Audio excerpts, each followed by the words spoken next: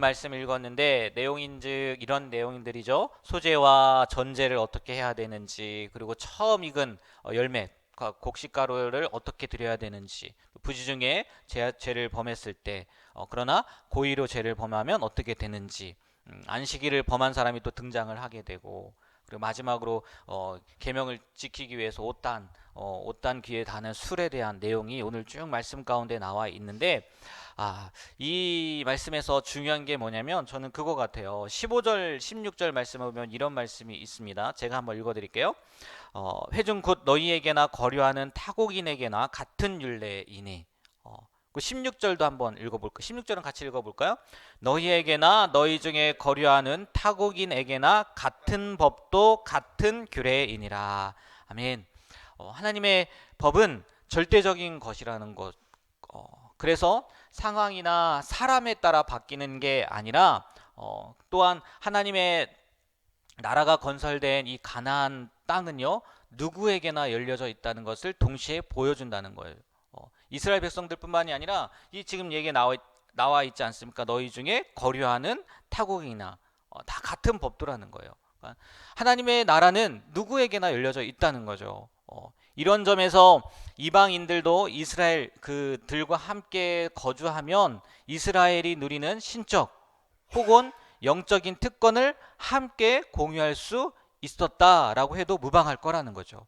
물론 이스라엘에 뭐 총회라는 게 있어요. 총회라는 게 있어서 거기에는 들어가지 못해요. 끼지 못한다고요. 뭐 예를 들어서 에돔 족속인가요? 에돔 족속도 그 몇 대가 지나야지 총회로만 들어올 수 있고 뭐 이런 얘기가 있어요. 안무는 아예 안 되고 이런 식으로. 이방인은 못 들어오지만, 총회는 못 들어오지만 그들의 마음 가운데 이스라엘과 함께하고자 하는 마음, 다시 말해서 하나님을 믿는 마음이 있었다면 이 하나님께서 이 약속하신 것을 누릴 수 있는 복을 누릴 수 있다는 거예요. 근데 단 뭐예요?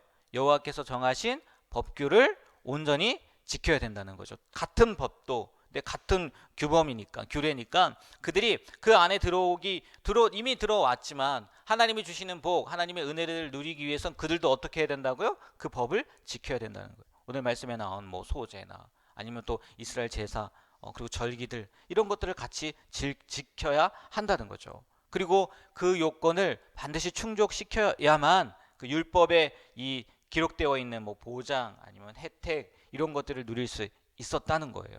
이게요, 어떤 의미로 본다면 이런 거 아니겠습니까? 구원의 문제. 우리 구원의 문제. 누구에게나 열려 있습니다. 이스라엘 백성들에게만 열려 있는 게 아니잖아요. 유대인에게만 그 구원의 문제가 열려 있는 게 아니잖아요. 모든 백성에게, 모든 세상 사람들에게 열려 있다는 거죠. 하지만 그 말씀을 믿고 따르는 자들에게만 적용이 된다는 거죠. 아무리 세상의 법을 잘 지키고 인정받는 삶을 산다 할지라도 하나님이 말씀하신, 하나님이 규정하신 그 법을 지키지 않는다면, 뭐 지금으로 따지면 믿음의 법이죠. 예수 그리스도를 믿지 않는다면 우리는요, 그 구원 안에 들어올 수 없다는 거죠. 반대로 우리는 그 믿음을 가졌기 때문에 구원 안에 들어왔을 뿐만 아니라 오늘 이야기한 이스라엘 백성들에게 약속된 하나님의 은혜, 하나님의 복을 똑같이 뭐 할 수 있다고요? 누릴 수 있다는 거예요. 여러분, 이 사실이요, 정말 우리는 쉽죠. 이미 믿었으니까. 그런데요, 정말 쉽지 않아요. 복음 전해보셔서 아시잖아요. 또 가족 가운데 믿지 않는 분들이 있는 분들은 아마 더 많이 느낄 거예요.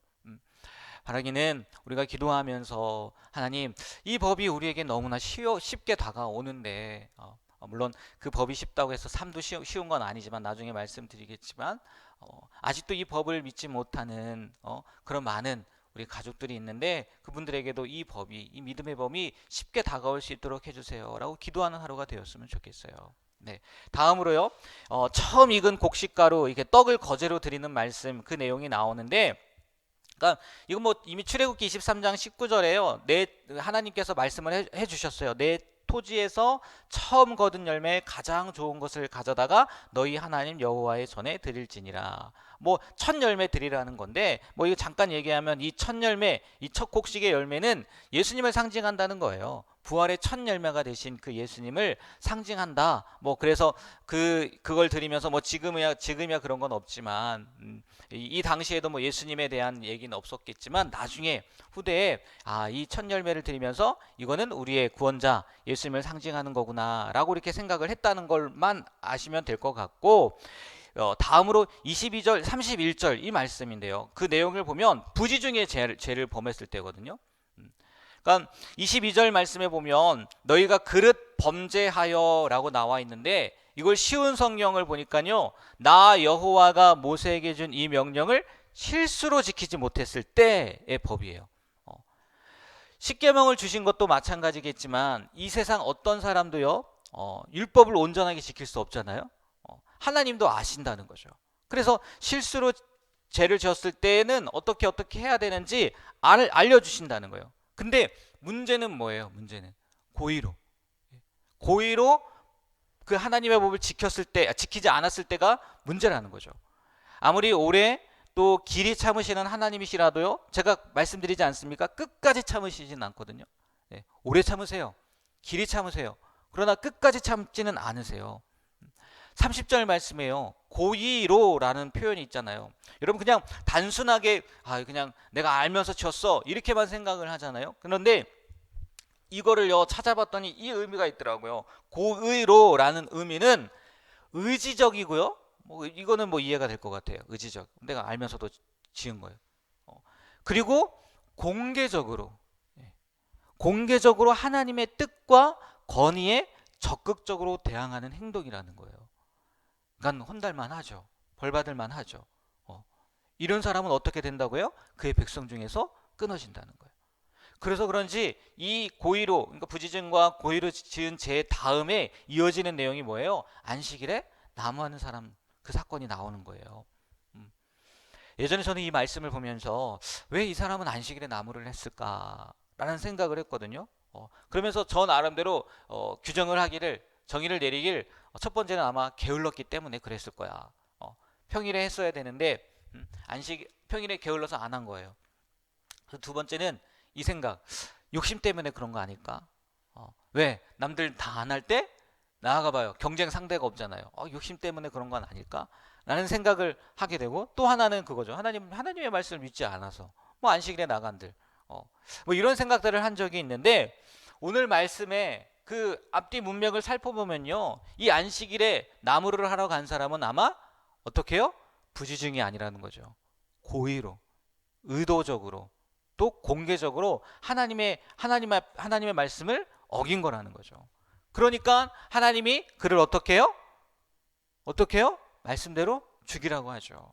물론 처음으로 어긴 계명이기 때문에, 안식일을 범하지 말라 했는데 처음 나온 사건이기 때문에 그 중대성을 가르쳐 주기 위해서 하나님이 일부러 그렇게 심각하게 처리를 했다라고 얘기를 하기도 하는데, 오늘 문맥을 보면 이 사람은 틀림없이 어떤 마음으로 그 안식일을 범한 거예요? 고의적인 마음으로 범했다는 거죠. 부지증이 아니라는 거예요. 제가 가끔 그런 말씀을 드리는데, 구원받기 아까 우리는 정말 뭐 어렵다고도 했지만 믿음으로 말미암아 구원받아요. 쉽단 말이에요. 어떤 의미에서 보면 정말 편하잖아요. 그런데 믿은 다음의 삶은 어때요? 네, 고달파요. 네, 너무 어려워요. 고달파요. 몰랐으면 좋았을 텐데 괜히 믿게 되어서 왜 이렇게 제약이 많은지 모르겠어요. 그렇지 않습니까? 그리스도인들은요, 하지 말아야 될 게 왜 이렇게 많아요? 또 하지 말라는 것만 있으면 좋겠는데 또 하라는 것도 너무 많단 말이에요.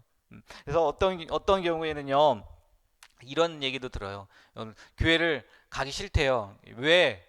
하지 말라는 게 너무 많아서. 교회 좀 나오세요. 그러면 하지 말라는 게 너무 많아서 교회 가기 싫다고 그렇게 얘기를 하기도 하더라고요. 근데 이거는요, 사람 혹은 사단이 주는 생각일 거예요.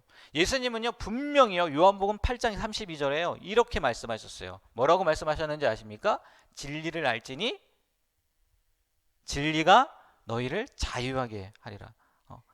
진리, 뭐 예수님이라고 해도 되지 않겠습니까? 물론 예수님이 말씀하신 그 말씀이라고 할 수도 있겠지만, 우리가 예수님 안에 있으면, 예수님 알면요, 우리가요 자유롭게 된다는 거예요. 정말요, 예수님을 믿게 되고 그 말씀의 깊은 뜻을 헤아리게 된다면요, 이전에 몰랐던 참 자유가 있음을 알게 된다는 거예요.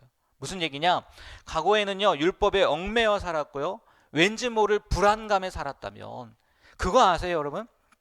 진짜 다른 종교, 우리 막 뭐 어떻게 엄밀히 따지면 우리 기독교는 뭐 종교가 아닙니다, 뭐 이렇게 얘기를 하기도 하는데, 다른 종교를 진짜 잘 믿는 사람들이요, 그 뭐 우리가 흔히 말하는 뭐 경지에 오른 사람들, 그 사람들이요, 만족할 것 같아요?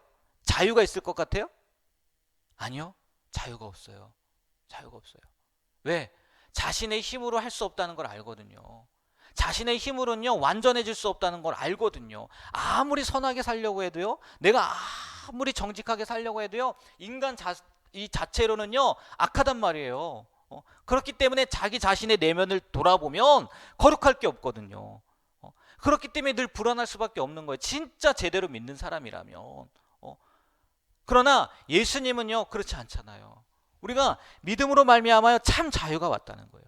예수님으로 말미암아 세상이 줄 수 없는 평안을 누리게 되고요, 감사를 누리게 되고요, 위로를 누리게 된다는 거죠. 더 나아가서는요, 죽음에 대해서도, 그 이후의 삶에 대해서도 우리가 두려워요? 두렵지 않아요?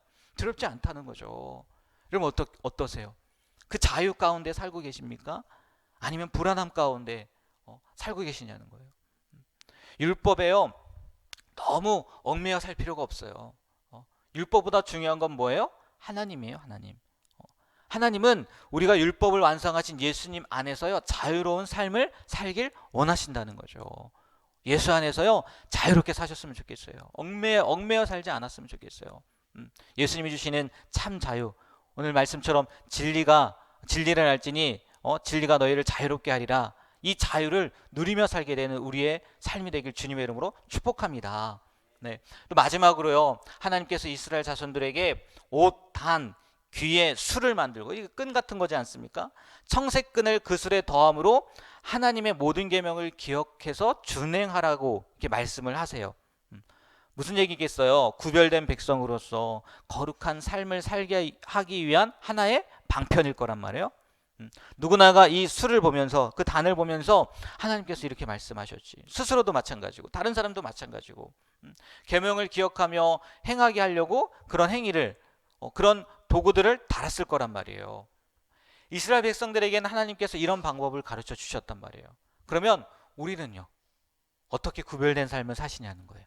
여러분 뭐 옷 끝에 달고 다니십니까? 아니면 이마에 이렇게 붙이고 다니세요? 아니면 손목에 뭘 이렇게 메고 다니세요? 십자가 목걸이 말고요. 액세서리를 다니는 십자가 목걸이 말고, 각자만의 방법이 있으신지 모르겠어요. 그 방법을 한번 생각해 보셨으면 좋겠어요. 나는 하나님의 말씀을 생각하기 위해서, 아니 하나님의 말씀대로 살아가기 위해서, 거룩한 삶을 살기 위해서 나만의 방법은 무엇이 있는지. 뭐 저 같은 경우에는 뭐 빠질 때도 있지만 묵상하는 삶이 저는 그렇거든요. 새벽 예배 마치고 자리에 앉아서 그날 주신 하나님의 말씀을 가지고 그 묵상할 때 다 얘기가 뭐 잠깐 말씀을 드리면, 묵상에 저는 이렇게 시작을 하거든요. 시작 기도가 있어요. 뭐 묵상 나중에 뭐 기회가 되면 말씀드리겠지만, 시작하기 전에 기도를 합니다. 하나님 오늘 어떤 나에게 말씀을 주시는지, 아니면 기도의 제목들 같은 것도 이렇게 간단하게 적어요. 그리고 그날 본문을 보고 그 본문을 읽으면서 그 안에 주신 하나님의 말씀, 이 말씀, 나에게 주신 말씀을 가지고, 그거 가지고 여러 가지를 기록을 하거든요. 또 마지막 기도로 마무리를 한단 말이에요. 내가 이렇게 살길 원합니다. 아니면 제가 기도하는 기도의 제목들이 있다면, 그렇게 저는 저 나름대로의 방법이 있거든요. 여러분은 어떠시냐는 거예요. 아마 많은 방법이 있겠지만 저는 이 새벽에 나와서 기도하는 것도 하나의 방법이라고 생각이 되어요. 그렇지 않습니까? 여러분 한 번도 생각하지 못하가 오늘 하루를 시작하기 전에 기도하면서 하나님의 뜻을 묻고, 또 하나님 내가 어떻게 살아갈까요? 이렇게 기도하는 그런 시간이잖아요. 이런 시간들을 놓치지 않았으면 좋겠고, 또 나만의 방법을 마련해서 이스라엘 백성들처럼 늘 하나님 앞에 거룩한 모습으로 살아가려고 애쓰는 우리의 삶이 되길 주님의 이름으로 부탁드립니다. 네, 기도하겠습니다. 하나님, 오늘도 또 여러 가지 규례, 또 법들을 통해서 우리가 어떠한 모습으로 살아야 되는지 알게 하심에 감사드립니다. 하나님, 이렇게 새벽마다 주시는 말씀들을 통해서 우리가 하루를 살아갑니다. 하나님, 잊어버리지 않게 하여 주시고 그 말씀을 기억함으로 오늘 하루도, 하나님께서 주신 이 귀한 하루도 하나님의 기쁨이 되는 하루, 또 승리하는 하루가 되게 하여 주시옵소서. 많은 일들이 있고 분주한 날이라 할지라도 하나님 앞에 나와 기도하는 시간을 잃어버리지 않게 하여 주시고, 하나님 앞에 나오지 못한다 할지라도 각자의 삶의 자리에서 하나님의 뜻을 묻고 또 하나님께서 말씀하시는 대로 순종하며 살아가는 우리가 되게 하여 주시옵소서. 예수님의 이름으로 기도합니다. 아멘. 하늘에 계신